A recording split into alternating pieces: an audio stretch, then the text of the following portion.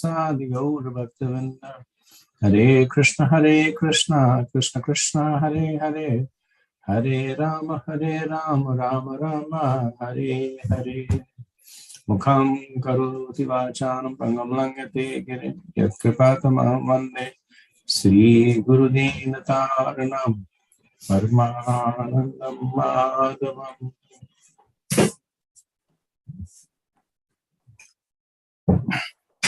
Hare Krishna, thank you for joining. We will continue with our discussion on the fourth canto, chapter 22, and continuing from verse 12.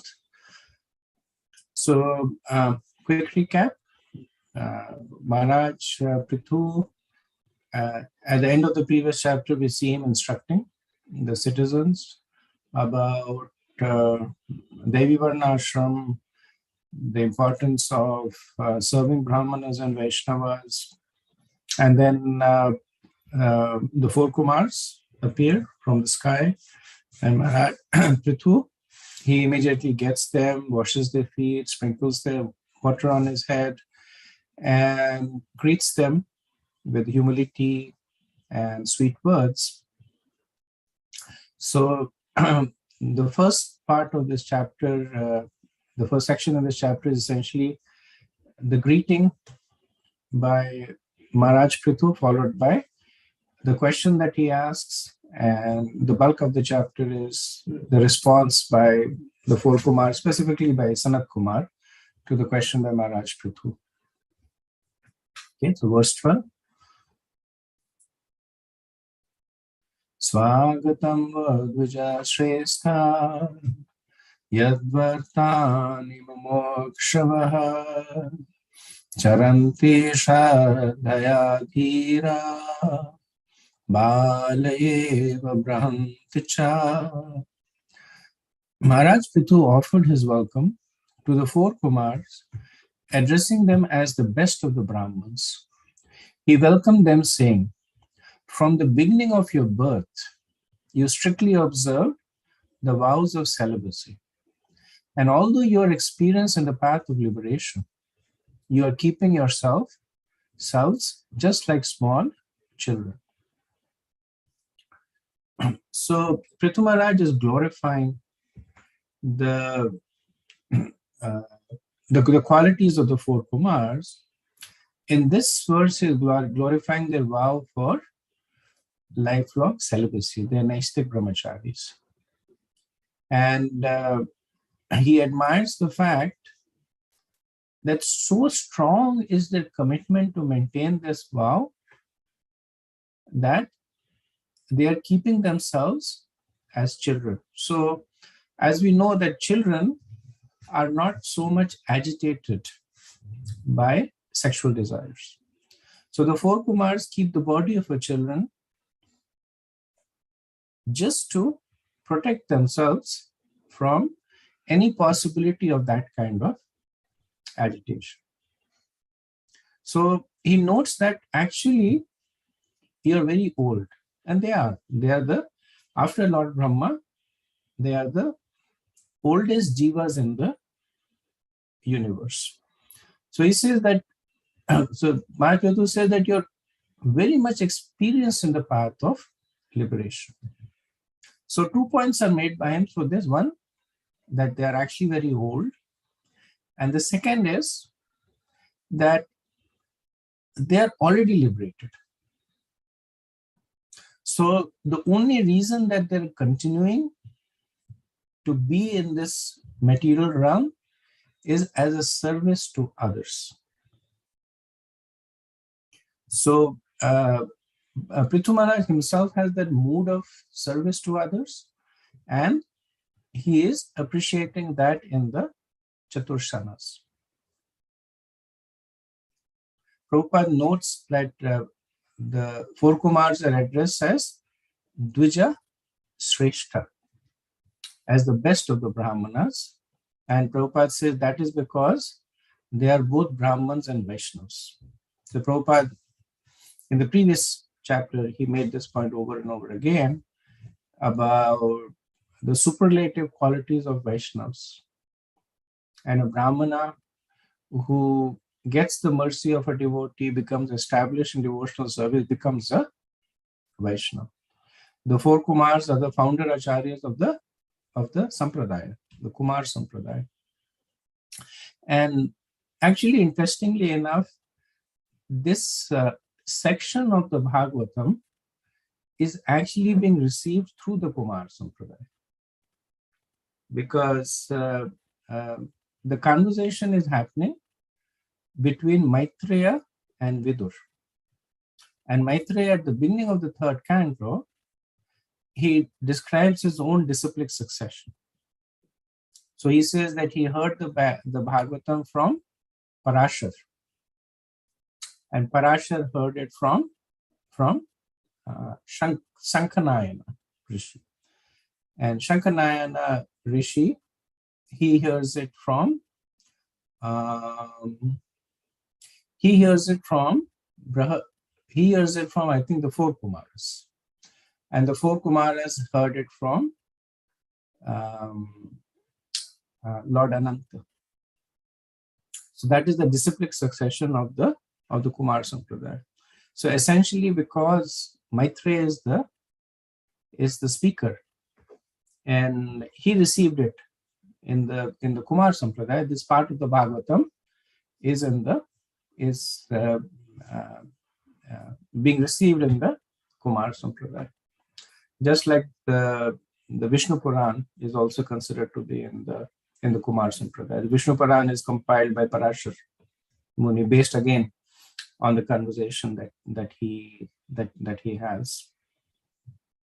So Prabhupada writes that, in other words, everyone should offer respect to a Vaishnava without considering his source of birth.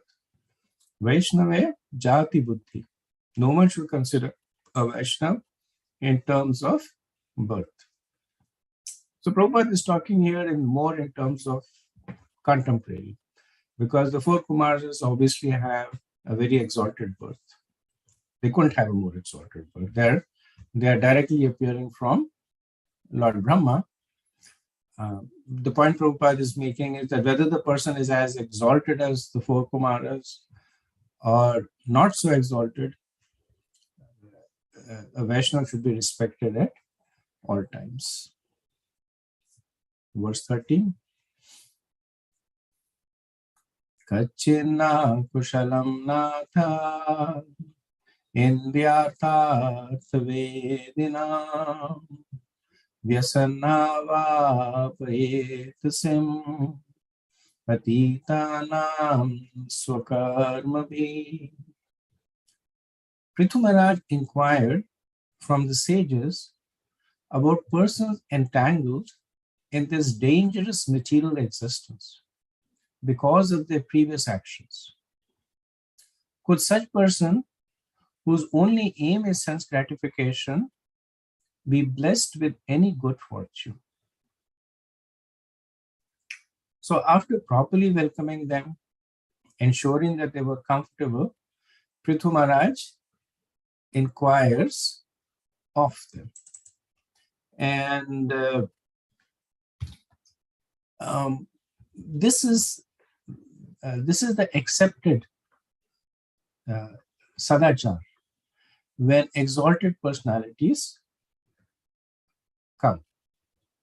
So we know in the first canto, 13th chapter, when Vidur came, then everybody sat around Vidur and they inquired from Vidur about transcendence. When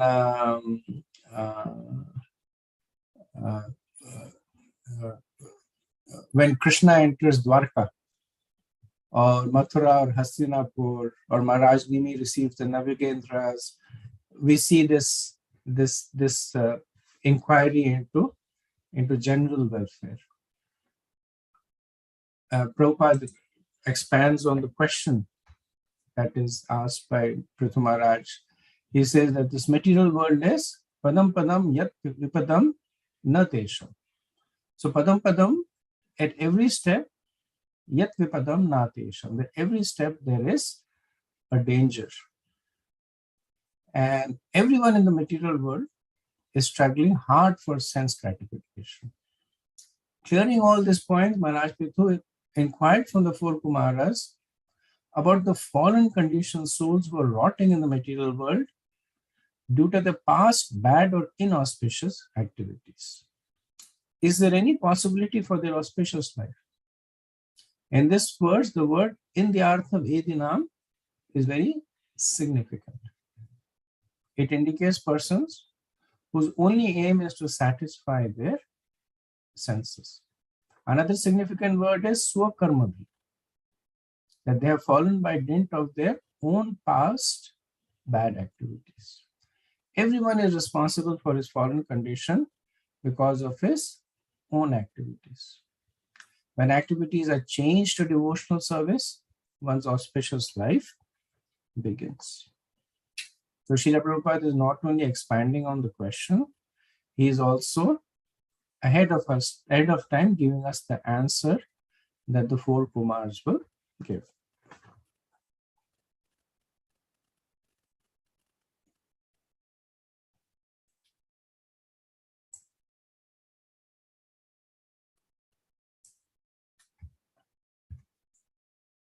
Verse 14. Bhavatsu kushal prashna atmarame suneshite kushala kushalyatra nashantimati vrityaha.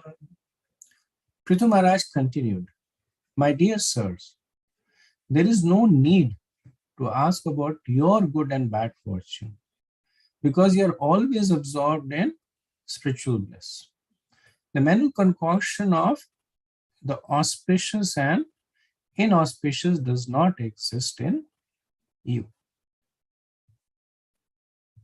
So Vishwanath Chakravarti says that general protocol is when a guest comes to your house, you should first inquire about the welfare of the guest.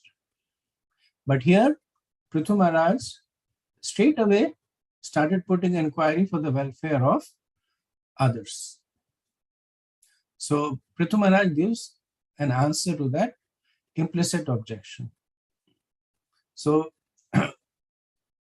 the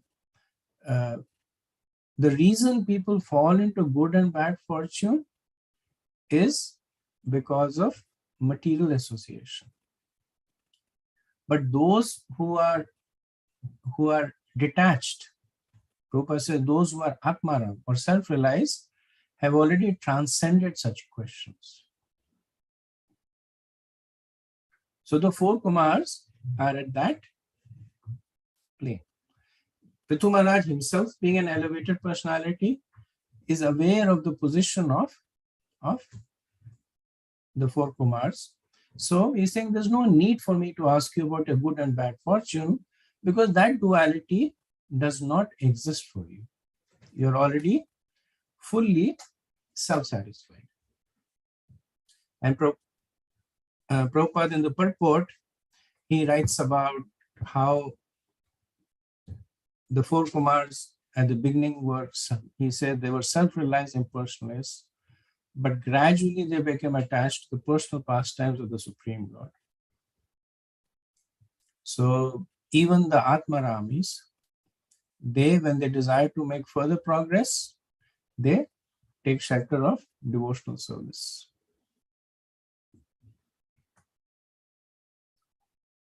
Next verse, 15. Tadaham krita vishramba suhordavas tapasvina samprache bhave tasmin kshema khenan jasha bhave. I am completely assured that personalities like you are the only friends for persons who are blazing in the fire of material existence. I therefore ask you, in this material world, I therefore ask you how in this material world we can very soon achieve the ultimate goal of life. So I have a question for you over here. In the previous chapters, we have seen that Prithu Maharaj has received instructions from Brahma and Lord Vishnu, personalities who are greater than the four Kumars. Why is he asking the same question of the four Kumars? So does that mean that he was not satisfied by their instruction, or he did not understand it? So why is he asking the same or similar question on a topic that he was already being instructed on? What are your thoughts?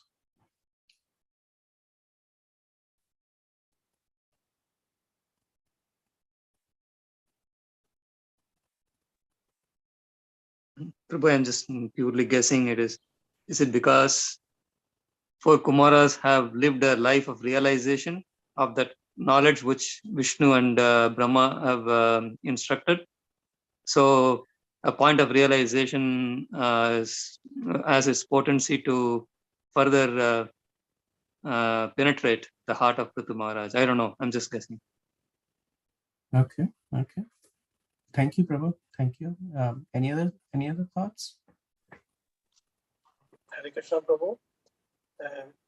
Like similar question, but with different level of personalities, and also to stress the importance that this material world is not a place to be. This is what is gist of that question, that to get us out of this material world, as soon as possible, but with different views from different personalities. Thank you, Prabhu. Yes, and I think both of you have covered the two critical aspects of Prithu Maharaj's conduct. So the first is that topics relating to transcendence, they are never ending. So it's not that Prithu Maharaj is thinking, I've been instructed by Lord Vishnu, there's no need for any further instructions. Now I'm set for life. In fact, my only purpose in life now is to give other people instructions, right? So that's not the nature of Krishna Katha. Krishna Katha is dadati pratiganati guyamakiti prachati, right? So asking and revealing. So Krishna Katha is constantly churning. Second point, as was mentioned, is that every person, the gyan may be the same, right? The tattva may be the same. The vigyan may be different. So there may be four people in the same room, are all chanting. They have been told by the Guru Maharaj, you chant 16 rounds, the four people are chanting. And one person comes and says, can you tell me what your experience with chanting is? You'll get four different answers. And all answers are correct, because they are the experience of the devotee. So Prithu Maharaj at this point is also leveraging the fact that not only are these greatly intellectual personalities, they're also practicing devotees. So who better to instruct than one who is following the path himself? It's not to say that Brahma is not following the path, but Brahma has his realization and the four Kumars have their realization. And the third, of course, is for the continuing benefit of the citizens. That the citizens had heard from Prithu Maharaj, and now they're also going to be hearing from the four Kumars. Okay, very good. Thank you for sharing. Verse 16. Vyaktamatmavatamatma bhagvanatma bhavanaha Svanamano grahayema siddharupi charatyajaha. The Supreme Personality of Godhead is always anxious to elevate the living entities who are his parts and parcels. And for their special benefit, the Lord travels all over the world in the form of self-realized persons like you.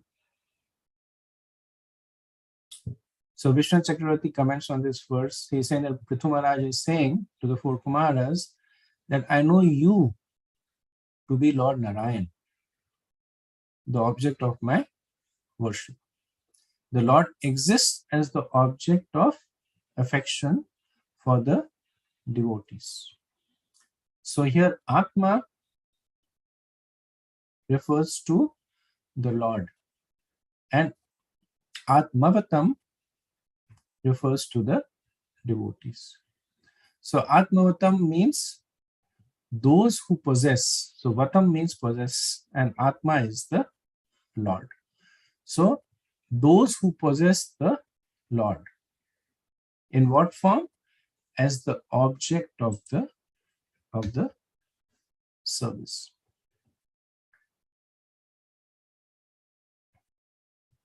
So Srila Prabhupada cautions over here that when Prithu Maharaj is saying that that the Lord is appearing in the form of persons like the four Kumars, should not be confused to be impersonalism. Because the point that is being made is that there is unity in purpose. Prabhupada says the devotee's position is in preaching to the world the glories of the Supreme Lord. Therefore, the devotees are actually the representatives of the Supreme Lord, and as such, they travel all over the world exactly as Narayan because they carry Narayan within their heart and preach his glories. The representative of Narayan is as good as Narayan, but he is not to conclude like the Mayavadis that he has become Narayan. Generally, a sannyasi is addressed as Narayan by the Mayavadis. They say Narayano Asmi. The idea is that simply by taking sannyas, one becomes equal to Narayan or one becomes Narayan himself. The Vaishnava conclusion is different. And Prabhupada quotes the 7th verse of the Guru Ashtam, Sakshat Daritvena Samasta Saste, that the devotee as good as is of Narayan is as good as Narayan, not by becoming Narayan, but by becoming the most confidential servant of Narayan. Such great personalities act as spiritual masters for the benefit of people in general. And so Prabhupada gives two reasons. One is they're considered to be as good as Narayan because they carry Narayan in their heart. And the second is that they carry on the purpose of Narayan. So whatever Lord Narayan wishes, the devotees carry it through. So that is why they are considered as good as Narayan, but not that they are Narayan. So the Kumaras were, as we know, initially Jnanis and Yogis, but later on they became Bhaktas. So Prabhupada says the word Atmavatam is significant. There are three different kinds of devotees, namely Kanishtadikari, Madhyamadikari, and Uttamadikari. The neophyte, the preacher, and the Mahabhagavat, or the highly advanced devotee. So this is just one thing that probably we need to be aware of, that in a lot of places in his purports, Srila Prabhupada uses Uttamadikari and Mahabhagavat interchangeably. Like he has done over here, that the person is an Uttamadikari and Uttamadikari is a Mahabhagavat. Technically, there's a difference between the two, but the difference is technical. right? So we know from Nectar of Devotion that in the Nectar of Devotion, the devotees are classified based on what are the two attributes on which they are classified? Knowledge and faith. On the basis of knowledge and faith. And weak knowledge, weak faith, weak knowledge, strong faith, strong knowledge, strong faith. And in the Bhagavatam, they're classified more in terms of their relationship. So the understanding is that adhikar is eligibility. So it's like one who has cleared the exam for an institution. So now the person has the right to enter into that institution. That is the adhikar. But then another person may have passed out from that institute. So the Bhagavatam talks about one level higher. That this person, Kanishta Adhikari, means this person has the right to be a Kanishta. The Bhagavatam Kanishta Adhikari is that, or they don't say Adhikari, Kanishta, he's a practicing devotee. Similarly, Uttam Adhikari is that the person has the right to become an advanced devotee. Whereas a Mahabhagavat is one who is already at the phase of advanced devotees. So Nectar Devotion talks, the adhikar that talks is for the sadhakas, those who are practicing Vaidhi Bhakti, and the Bhagavatam, it talks about the progression to Bhav and Prem. So there is a subtle difference between the two. Prabhupada sometimes makes it, sometimes does not. When you're talking about Uttamadhikari and Mahabhagavat, one way not to understand there is no distinction is that it's only a matter of time before an Uttamadhikari becomes a Mahabhagavat. The analogy Prabhupada gives about green mango and ripe mango. So there's a difference, but really speaking, there is no difference. But since this was made over here, I just wanted to bring it to your attention so that we don't have, we can answer questions somebody asks. Okay, so moving on to verse 17.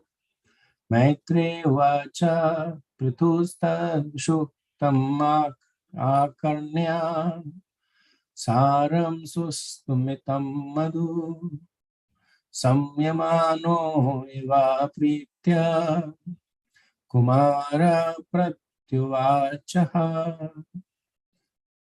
The great sage Maitreya continued. Thus Sanat Kumar, the best of the celibates, after hearing the speech of Prithu Maharaj, which was meaningful, appropriate, full of precise words, and very sweet to hear, smiled with full satisfaction and began to speak as follows. So Sanat Kumar is considered to be the foremost amongst the four Kumars, even though they all appear at the same time and they're all advanced, but Sanat Kumar is the first amongst equals. We generally see him taking on the role of speaking on behalf of the four Kumars. Maitreya also glorifies the qualities of the speech of Prithu Maharaj. So what does he say? That it is Shuktam, according to Vedic conclusion. Saram, substantial. Sushtu, appropriate. Mitam, concise. And Madhu, which is sweet. In the previous chapter, verse 20, there was also another glorification of the speech of Maharaj Prithu, where it was said that his speech was clearly understandable, it was pleasing, it was decorated with metaphors, it was grave, without hesitation, filled with personal realizations and for everyone's benefit. So these are general qualities that are appreciated in speaking. That one speaks as little as needed. One does not waste words.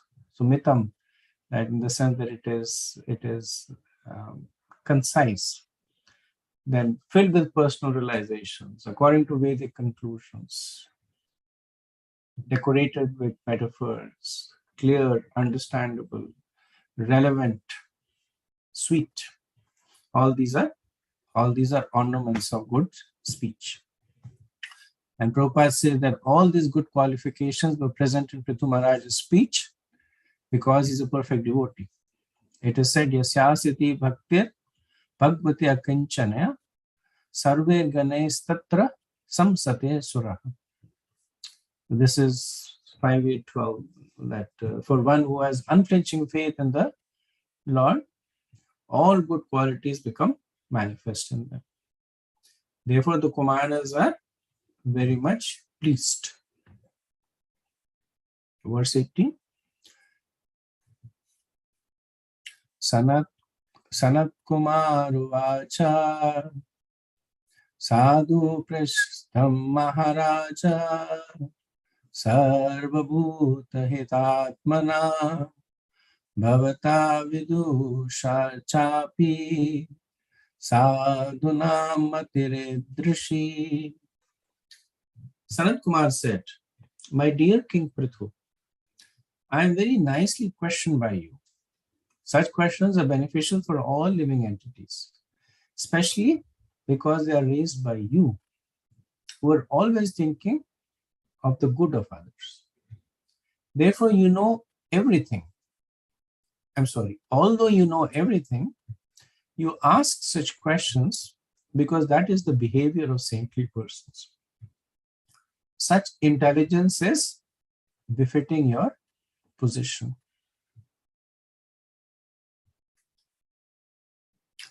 So we see that in 3 verses actually, 18, 19 and 20, Sanat Kumar is glorifying Prithu Maharaj for asking good questions.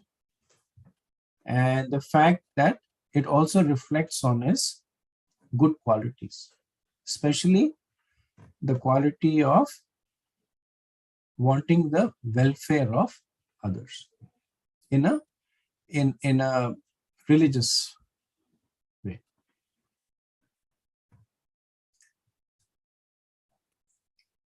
So Prabhupada writes in the purport that Maharaj Prithu was well conversant in transcendental science.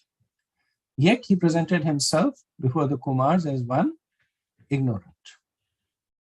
So this is the quality of humility that the Kumaras are appreciating. And Prabhupada gives the example that Arjuna knew all the transcendental science. He questioned Krishna as if he did not know. So this is the second quality, that the nature of devotees is that they want the benefit of others. By the discussion between Krishna and Arjuna, we benefited in terms of the Bhagavad-Gita. Similarly, by this question answer between Prithu Maharaj and Sanat Kumar, the readers of the Bhagavatam will be benefited. And Prabhupada says the idea is that questions by exalted persons put before the Supreme Personality of Godhead or his devotees are meant for the benefit of general people. Therefore, sometimes great personalities put themselves in that position to inquire from a higher authority because they are always thinking of the benefit of others. And third reason, of course, is that when saintly people come, then it behooves to put questions before them. It's the way of showing respect to them. As long as the questions, they satisfy the other conditions, that one should not ask, put useless questions. So I remember when my Guru Maharaj used to come, I used to go to pick him up from the airport. So some of the typical questions that you ask is, how was your flight? And it was everything on time? And Maharaj would give answers, but he would give very, very short answers, like, why are you even asking me these questions? Because they're not inappropriate questions, but a sign of respect to saintly persons is to ask questions that are more related to what they are meditating on, spirituality, Krishna Katha, etc. So 3 reasons. One is that humility, the mood of humility in Prithu Maharaj. Second is for the benefit of others. And the third is as a sign of respect to the 4 Kumaras. And the 4 Kumaras are acknowledging these 3 reasons. Verse 19. Sangamaha khalau sadhuna ubhayesham cha sammataha yat sambhashan samprashna sarvesham vitanotisham. When there is a congregation of devotees, their discussions, questions and answers become conclusive to both the speaker and the audience. Thus, such a meeting is beneficial for everyone's real happiness. So Vishwanath Chakravarti says that through this verse, the 4 Kumaras are saying that just like you desire our association, we are also desiring your association. So Sanat Kumar says is when there is a congregation of discussions of devotees, the discussion become conclusive to both the speaker and the audience. So he's making this point that you're actually doing me a favor by asking me this question, because it will give me an opportunity to talk about Krishna's teachings. It will give me an opportunity to spread his message to others. So I am more grateful to you than you to me in putting these questions. And discussions in the congregations of devotees are especially potent. So we see most of the major scriptures are actually discussion between devotees. The Bhagavad-Gita is between Krishna and Arjuna, Uddhav Gita is between Krishna and Uddhav, the Bhagavatam is between Sukadeva Goswami and Parikshit Maharaj, and the tradition continues in the parampara. Srila Prabhupada gives the example in the purport, he gives the example of the impact of Bhagavad Gita in the West. He says that the Gita had been known in the West for many years, right? Because when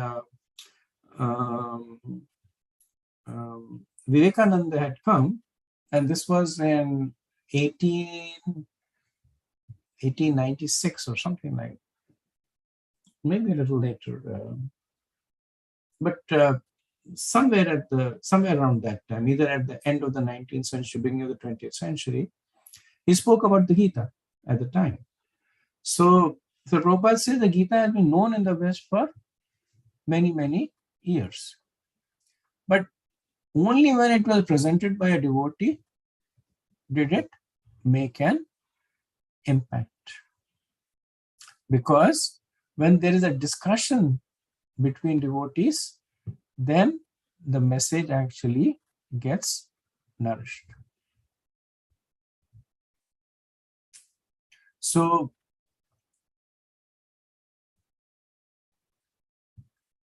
in the second canto, 5th chapter, there is the instance on how this Krishna Katha is beneficial to the speaker. Right? When Narad Muni questioned Lord Brahma about the personality of Godhead, Brahma thanks Narad profusely for giving him a chance to speak about the Lord. Similarly, we see an ongoing theme that Vidur places a question before Maitreya. Maitreya thanks Vidur because same reason, and it is beneficial to the audience. So the word Ubayesham can be described in many ways. Generally, there are two classes of men: the materialist and the transcendentalist. So by hearing discussion between devotees, both the materialist and the transcendentalist are benefited. So Prabhupada says the conclusion is that if one participates in a discussion of devotees, he is both materially and spiritually benefited. The speaker and the audience are both benefited, and the karmis and jnanis are benefited. The discussion of spiritual matters amongst devotees is beneficial for everyone without exception. Consequently, the Kumaras admitted that not only was the king benefited by such a meeting, but the Kumaras also. And there's a quote from Bhagavatam 10th canto: Vasudeva Katha Prashna Purushams Trinpunatiha Vaktaram Prachakam Shrotripsa Tat Pada Salilam Yata. That the Ganges emanating from the toe of Lord Vishnu purifies the three worlds, the upper, middle, and lower planetary system. Similarly, when one asks questions about the pastimes and characteristics of Lord Vasudeva, three varieties of men are purified: the speaker, the one who inquires, and the audience. Which is why all three are important. If the speaker is just speaking, then the balance is not there. If a person is just asking and there is no proper replies, the balance is not there. And audience means one attentive hearing. The audience may be the speaker. The audience may be the inquirer, or maybe other people in the assembly. Okay, I'll do one more verse and then pause for discussion. Aste eva rajan bhavato madhudvishaha padar vindasya anuvadane ratir durapa vidunoti naishtiki Kamam kashayam malamantaratmanaha. Sanat Kumar continued, My dear king, you already have an inclination to glorify the lotus feet of the Supreme Personality of Godhead. Such attachment is very difficult to achieve. But when one has attained such unflinching faith in the Lord, it automatically cleanses the lusty desire from the core of the heart. So in the previous verse, Sanat Kumar had said that such kind of questions are beneficial to everyone: the speaker, the inquirer, and the audience. Here is expanding on how would it be beneficial to the inquirer. So Sanat Kumar says that you already have that. So what is the benefit to the inquirer? That the person develops unflinching faith in the Lord. So Sanat Kumar is saying that you already have that naishtiki, the unflinching attachments to hearing the pastimes of the Lord. The effect of hearing that pastimes is that it washes away vidunuti kamam kashayam malam. So all the dirty things, antaratmana, from the heart. So the point he's making is that through the process of repeated inquiry, Prithu Maharaj is already benefiting from the results of it. The results of Krishna Katha is that Vidunoti Kamam Kashayam Malam, that all the dirty things are washed away from Antaratmana, and one develops Naistiki, one develops faith. So the fact that Prithu Maharaj has that indicates that he is already experiencing the rewards of Krishna Katha or inquiry about Krishna.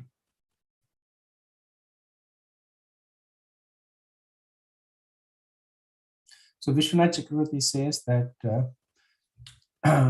Sanat Kumar is saying that you ask what is beneficial for yourself. So Vishwanath Chakravarti is interloping a question over here that based on the previous verse, Prithu Maharaj would say that, may say that you are saying that my questioning you is beneficial to me. Can you expand on that? How is it beneficial to me? So Sanat Kumar is saying is that, my dear Prithu Maharaj, you already have what is most beneficial, which is fixed attachment to the Lord. So kashayam means a mineral dye. So lust is like kashayam. It's a dye which cannot be removed. But by attachment to the qualities of the Lord, vidunoti, even that has been removed. And you are a symbol of that. Prabhupada says in the purport that by the association of pure devotees, he is awakened and immediately the spirit soul is situated in his own glory of understanding his constitutional position as the eternal servant of the Lord.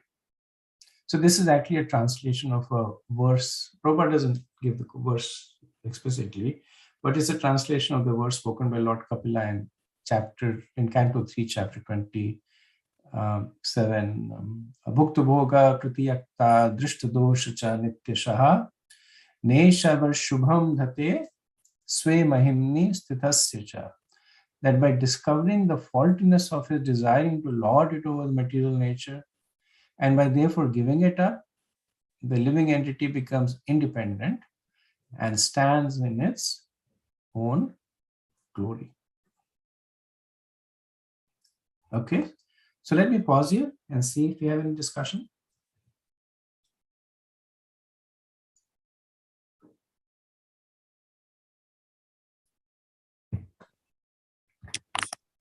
Project, couple of questions. One is, can you hear me okay? Yes, I can hear you. Okay. So one is, it says like, or they say that you should approach the spiritual master as if you don't, or you should pose the questions in a way that, or basically present yourself as somebody who doesn't know anything and, ask questions that way. And even here, Prabhupada is, or like Prithu Maharaj is also presenting himself as if he does not know anything and asking questions to Sanat Kumar. I'm just wondering, like, how does a person who is, or even like, it's difficult, like, for me also, like, when I go in front of Guru Maharaj and, if I'm like, if I don't typically ask questions which I already know the answer for, like, I try to, but that conflict is always there, that, how do you, I guess, like apply this in our life, to ask questions, assuming that, you don't know anything, but you actually do. I don't know. Am I making sense? Yes, it's actually a very good question. Thank you for asking that. The general understanding is that there are some questions that are, that can be addressed through tattva gyan, through information. And there are some questions that are basically addressed through realizations. So those questions in the first category, if you know the answer, then there's no advantage in in asking them again. What's the title of the fourth canto, or how many chapters are there in Bhagavad-Gita, or even like more basic questions that is the soul eternal or not, or why do we chant, right? So there are questions that are more in the arena of tattva, that they're satisfied by giving details and information. And then there are questions that are in the category of vigyan, of experience, and those we can always benefit, right? So one may know, based on the study of the Bhagavatam or some, or by attending lectures, that what is the importance of chanting. But we can still ask questions related to chanting, how to improve my chanting, and I have this challenge in chanting, how to better it.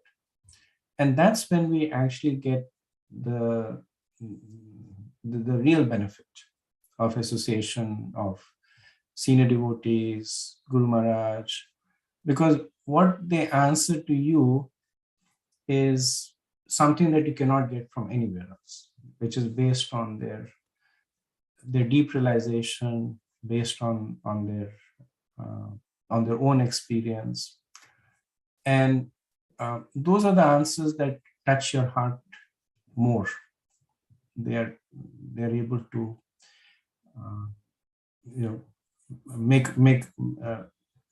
create a desire in your heart to want to chant better or serve devotees better. So there's always opportunity for us to make advancement to asking questions. And yes, if there are some questions in which we are factually not very clear, then yes, we should definitely ask it. But if there are none that come to mind, because after some time, what you don't know is what you don't know. It's not that you know everything, but yeah, you know what you know, and there is stuff that you don't know. You can't ask questions about them. But then still we can ask questions about practice, devotional practice. So you see that as disciples become more senior, as devotees have been practicing for more years, their questions become more experiential in nature. They start talking more about what they feel, their challenges. Sometimes when things went okay, sometimes when they're not, because that's what they are basically reaching out and trying to get a sense of the experiential part of the philosophy. Does that help?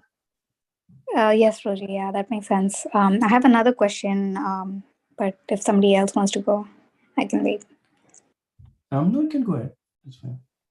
On the text 19, Ubhayesham, right? So this conversation, helps both materialist and spiritualist. In the purport, Prabhupada says that materialists are benefited by this by listening to this conversation between devotees, is like their life becomes regulated, so that there is a chance of becoming a devotee in this life, or or in the future they'll get a human form of life. But it still seems like it is a spiritual benefit rather than a material benefit. Is there like, I was thinking like, this is the first time I'm hearing, or like I'm hearing about this, that materialists are benefited in a material way, but I'm just trying to, I wasn't able to correlate what the material benefit is in a tangible sense. It was something that I was thinking about also, and this is my understanding. I'm not 100% sure if it is accurate. But if you look at this, if you look at a situation where a person who's a materialist is witnessing spiritualist devotees talk to one another, then he will be directed towards piety. He may not become a devotee, but he'll be directed towards piety. So let's assume the person is a meat eater, and he's sitting in the association of devotees, Krishna Katha, pure devotional service. He's not going to take to that. He could, but most probably he won't. But at least he will be inspired by them to take to piety. And piety is always beneficial. It's, as we know, piety is mode of goodness. Its happiness is illuminating in several ways. So from a material perspective, that is how they will benefit. That their tendency to perform sinful activities, their tendency to adhere more to the scriptural inductions increases. But that is still a spiritual benefit, right, Prabhu? I mean, it's not. I mean, it will help. It will help them either in the next life, or get a better body in the next life, or progress spiritually in the current situation. Then they might become a devotee. They might become a devotee, which is a few rungs above, but at the minimum they might become pious, which is material. Got it. So that's the material benefit. So it's not that they will become, if they're businessmen, they become better businessmen, or if they're sports people, they become better athletes. But at the minimum, they will become pious. So this I'm talking about the mode of goodness piety, the material piety. Got it. That's the benefit. Yeah. Thank you, Prabhu. Sure, good question. Any other comments? Yeah, Hare Krishna, Prabhu.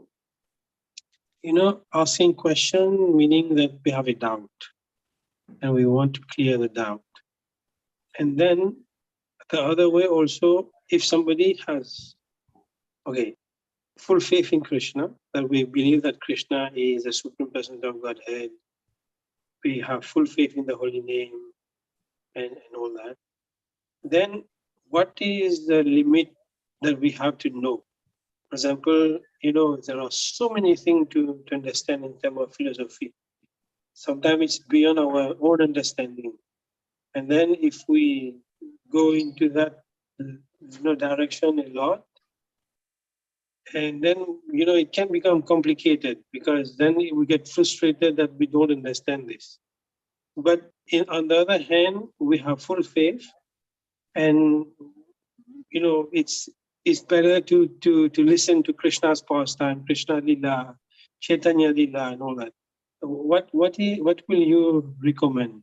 What is the limit of knowledge that,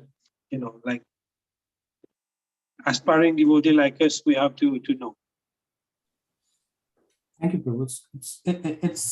It's an excellent question, and it actually relates to the point that I was making earlier on when we were discussing on the gradation of the Kanishta, Madhyama, and Uttamadhikari. So you were the one who answered that question, right? So what is the difference between Kanishta and Madhyamadhikari? They have more, Madhyamadhikari has more faith. What is the difference between Madhyamadhikari and Uttamadhikari? Uttamadhikari has more knowledge, right? So knowledge is Gyan. Now, Rupa Goswami, so one of the question that comes up is that in bhakti, you will consider faith to be more important than knowledge. And yet, what takes the person to the uttam stage is not faith, but it is knowledge. And the way it is explained is that for devotees like us who are sadhakas, the sustenance to our spiritual life comes from vidhi, from following rules and regulations. Now, where are those rules and regulations? They are there in the scriptures. So the growth of the sadhaka is predicated on the growth of his understanding of the rules and regulations that are necessary to perform sadhana vaidhi bhakti. How to do deity worship. Right? One sadhaka might say, oh, my deities are they are like my children. And sometimes I do arti, sometimes I don't. Right? And I have faith. I have faith in them. Right? So like you have deities in your house, you have a pakka program. So you offer them, and how do you decide what to offer them? Based on what has been told to you. Offer incense, arti, this, that, offer, bhoga, do this. Where is all this coming from? This is all gyan, this is all knowledge. That is coming from. When we conduct ourselves in our daily life, because sadhakas are still in the material conception. So sadhakas have jobs and families and material commitments. When they conduct themselves, what are the guardrails? The knowledge of the scriptures, the knowledge of the specific do's and don'ts, right? We get it to that the regulative principles, right? That is knowledge.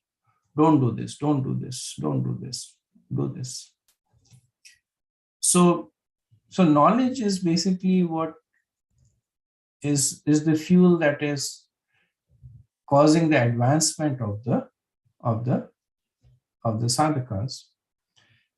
The point where it becomes counterproductive is the point where it begins to interfere with one's relationship with the Lord and his devotees.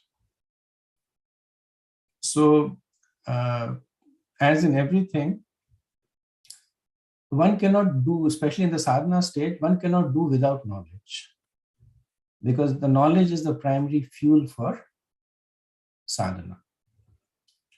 But at the stage when it starts becoming counterproductive, where one just either follows the path of knowledge, becomes proud of the knowledge, I know 250 shlokas and I know 7 different interpretations of this verse, etc. So it starts covering one's aspiring devotion. It becomes an encumbrance in one's devotional practice. Then it becomes, then it is counterproductive. That threshold may be different for different devotees, because at sadhana stage, we are executing bhakti according to our nature, different our material nature. Different practicing devotees have different natures, so they're different thresholds, and that's why the role of guru is important. The guru will basically, in some cases, the guru might encourage people to read more deeply. In some cases, they might encourage them not to read more deeply. In my case, I can tell you that, and I may have told you also, that at one point, Guru Maharaj gave me an instruction to stop reading books, because 2 reasons. One was that because I had read Prabhupada's books and I was reading books from other acharyas. And Guru Maharaj did not like that. So he says,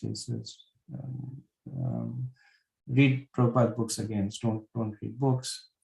And the second, which he did not say, but it's just my understanding, that he felt that I was becoming too much drawn on that path. Right? It was becoming too dry and intellectual. So he didn't like say don't, but he said read Prabhupada books again, meditate on them. Don't go about gathering books.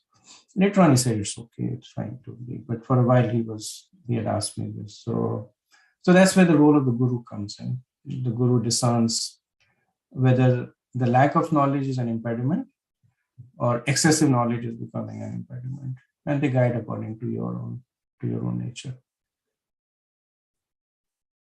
So, okay, Prabhu, does that help? Yes, thank you so much, Prabhu. Because especially in this pandemic time, there was like an overflow of classes and YouTube and Zoom and this and that.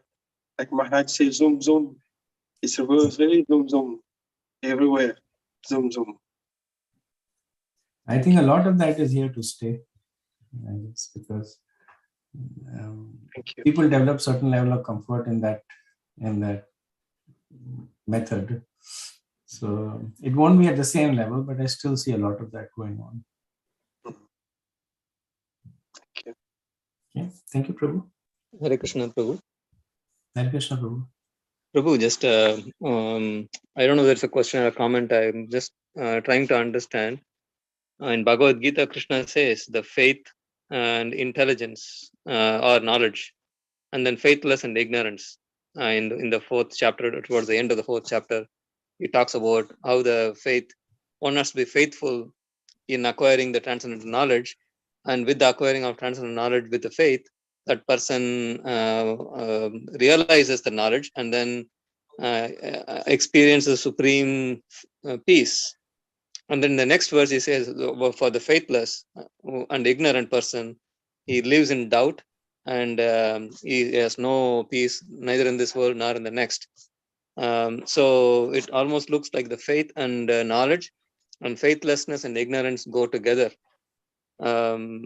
So when you're talking about the knowledge and the faith, how the Uttamadhikari and all the Kanishta Adhikari, Madhyama Adhikari, Uttamadhikari, the faith and knowledge, I was thinking that the one who has faith also acquires knowledge, and one who acquires knowledge also gains more faith.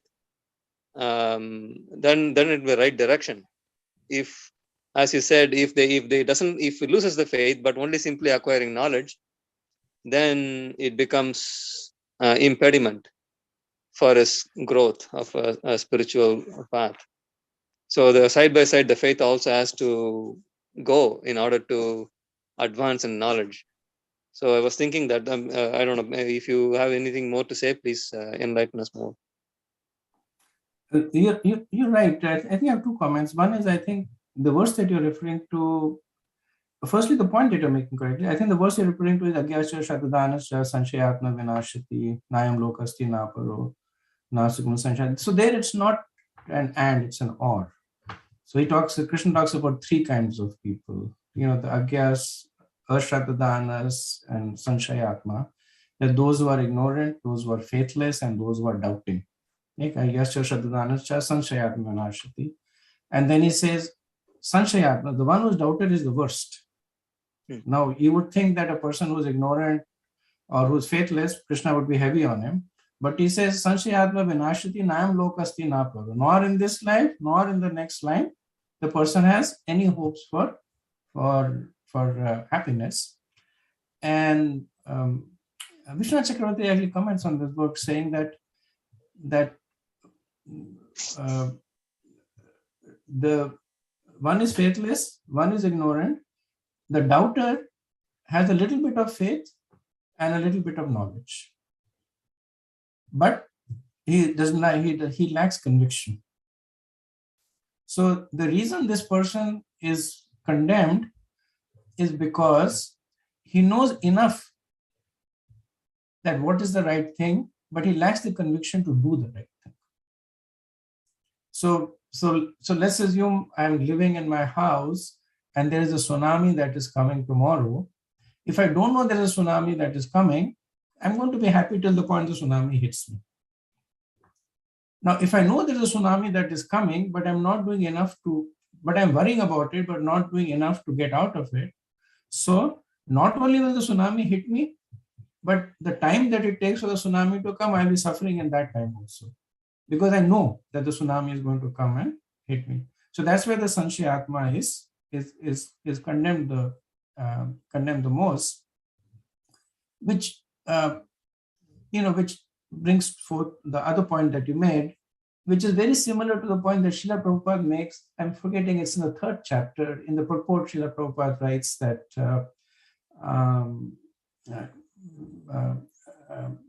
knowledge without practice is mental speculation, and practice without knowledge is ritualism, superstition and ritualism. So they need to go hand in hand. One needs to know why they are doing what they're doing. That's the knowledge part. And having been told, the person should do it. That is the faith part. And that is why, and I think that is what you were alluding to, that is why these two components are the coordinates that are the graph of advancement. That through knowledge, one gets to know what they want to do, and through faith, one actually does that. So both have to go hand in hand. So that's a wonderful point. Thank you for bringing it to us. Okay, so carrying on to verse 20.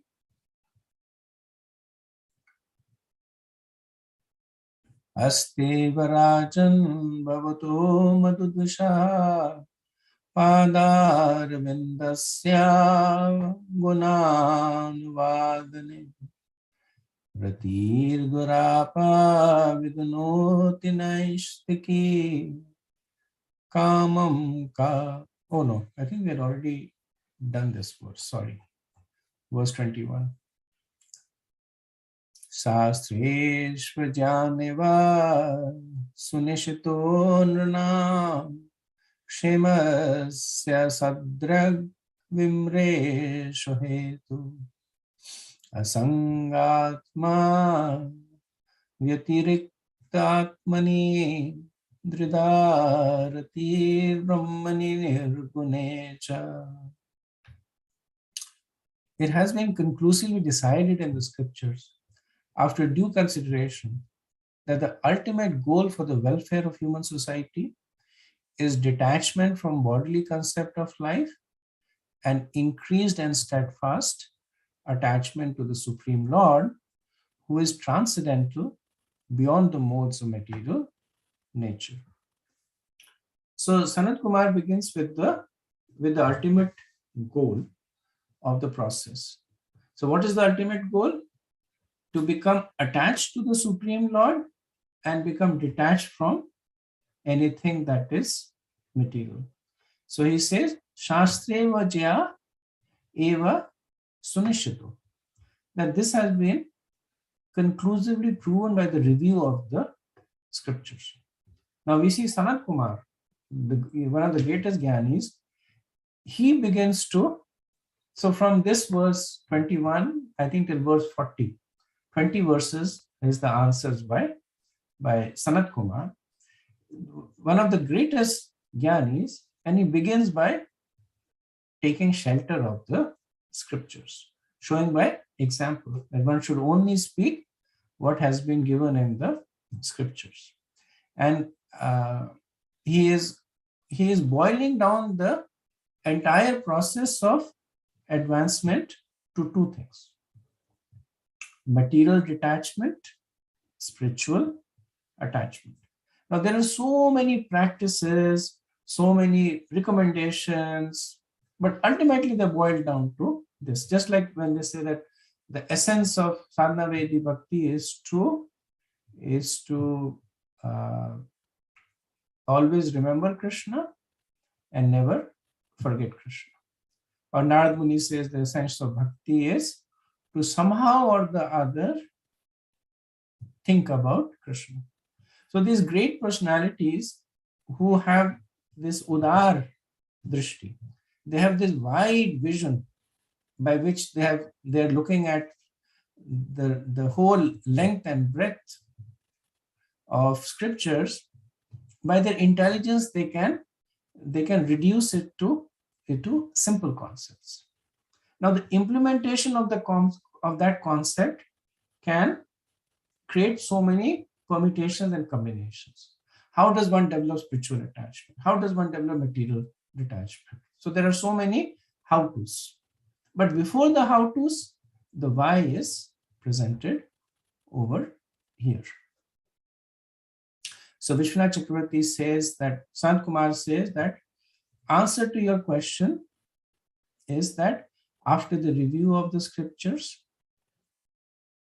then the conclusion of the scriptures, to which there is no opposition, is that asanga, which is detachment, and draharati, which is firm attachment.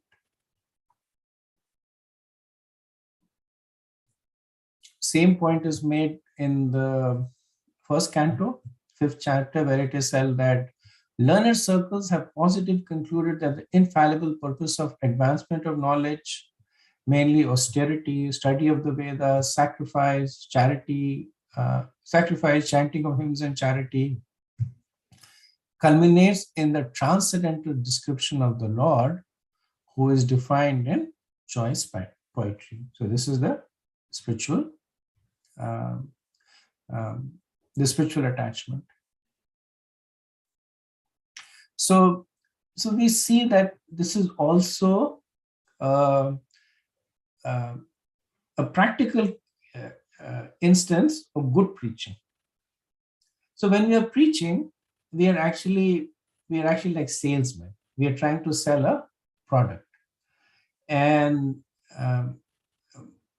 so in marketing survey, it is determined that the brand advertisements that are most successful are the ones that begin with a clear explanation of why that product is the best. So where the conclusion is situated in the introduction. The epilogue is the prologue, right? The epilogue comes at the end, the prologue is the beginning, where the epilogue is the prologue. So when Narad Muni was speaking to Vyasadeva, he right away opens with the conclusion that you have not actually broadcast the glories of the personality of the Godhead. And that is why you are feeling unfulfilled. And then later on, he expands more and more on it. So we see that Sant Kumar has straight away given the conclusion. He will expand on it. He straight away given the conclusion that one should develop attachment to Krishna and detachment from the material world. And then now he is going to explain. So the how-to part. So verse 22. Sashraddhaya bhagavad dharmacharyaye jigyasya yoganishtaya yogeshvarupashannaya chanityam punyashavaha kathaya punyaya cha.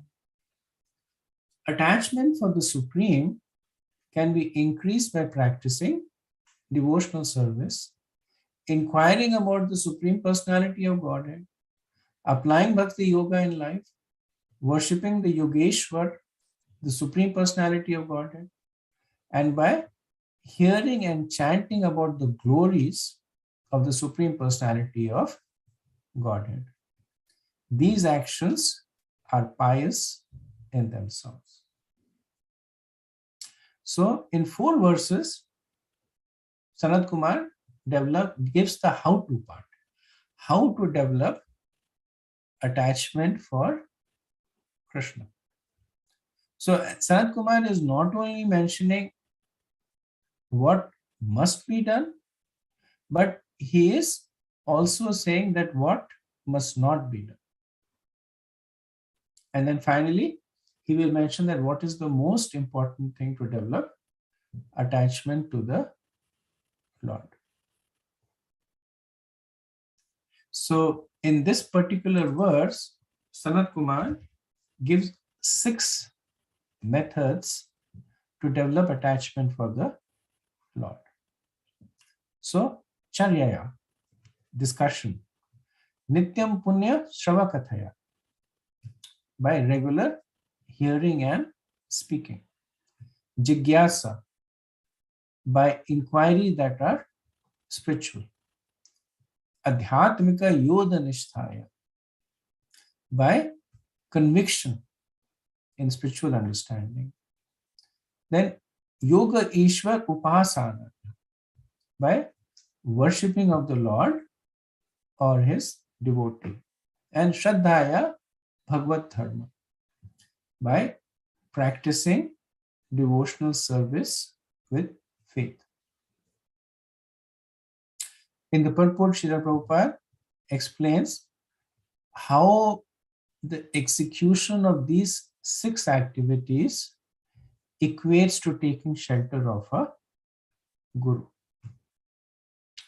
So Prabhupada says that Yogeshwara in this verse refers to Krishna. He gives 1878 Yat Yogeshwara Krishna, and also refers to the devotees of Krishna. He goes 647 Sama Yukta Tamo Mata. So there Yogeshwar is not used, but Yukta Tamo, which means the best of the yogis, and they're referring to the devotees. So therefore he concludes that in this verse, Yogeshwara Upasanaya can also be understood to referring service to the devotee of the Lord. So what is the process that is expanded by Prabhupada? 1, to become fixed in devotional service, one has to become completely cleansed from the contamination of the material modes. In other words, one needs to become pious.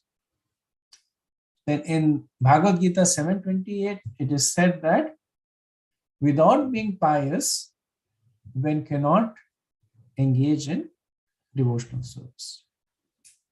Now, this piety is acquired. Now, bear in mind, this is not material piety. This is spiritual piety. So, this piety is acquired by serving the devotees of the Lord. So, Prahlad Maharaj makes this point in the 7th canto that unless they smear upon their body the dust of the lotus feet of the Vaisnavas, persons very much inclined towards materialistic life cannot be attached to the lotus feet of the Lord. And in 5.12.12, Jad Bharat, instructing Maharaj Raghunath, almost the same point he makes. Right? So, what is the sequence Prabhupada is following? That to become fixed in devotional service, one needs to become pious. Without being pious, same thing saying the other way, that without being pious, one cannot engage in devotional service. This piety is attained by service to the devotees of the Lord. Now, what is that service? To serve the devotees of the Lord means to hear from them about the glories of the personality of Godhead. And when one serves the devotees in this manner, one acquires piety. So one must hear from the mouth of the bona fide spiritual master the glories of the Lord. So Prabhupada actually says that one should accept a bona fide spiritual master, and from the bona fide spiritual master inquire about one's transcendental occupational duties, Sad Dharma Prachar. and follow in the footsteps of great personalities and devotees. Sadhu Marga Anugamam. These are the instructions given in Bhakti Rasamrita Sindhu by Rupa Goswami. Right? So that is the interchange that is happening. Service to the devotees of the Lord is by hearing Krishna Katha from them and by inquiring from them the practical aspects of devotional service. It relates to the discussion we were having little time earlier on, that at some point the devotional service needs to go out from the realm of theory into practice. And when it goes into practice, then at that point, it becomes very, very specific.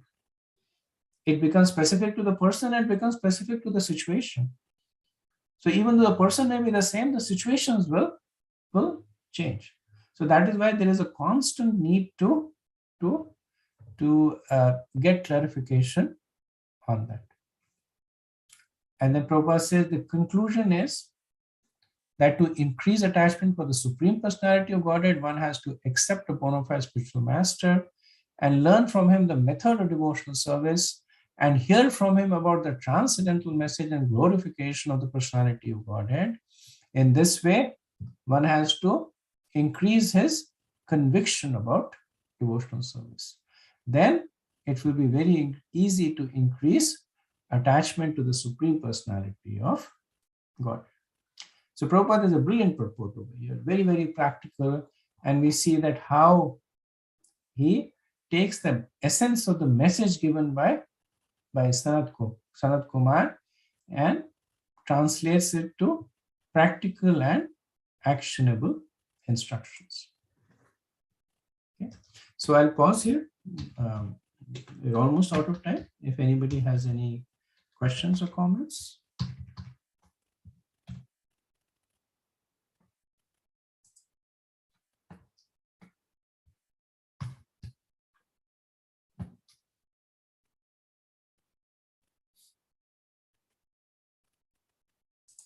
Okay, if not, we'll end here. Hopefully, Wednesday we will try and finish the instructions by Sanat Kumar. So even though there are only 20 verses, but they're fairly, Prabhupada has fairly elaborate purports on them. But we'll try and, well, let's see, we'll try and finish them or finish most of it possible. Okay, so thank you very much. Vanchakalpatarubhyascha kripal sindhubhya cha patitanam pavanebhyo vaishnavebhyo namo namaha. Anantakoti Vaishnavrind ki jai. Srila Prabhupada ki jai. Nidhai Gaur Premanande. Hari Hari Guru. Hare Krishna. Thank you very much.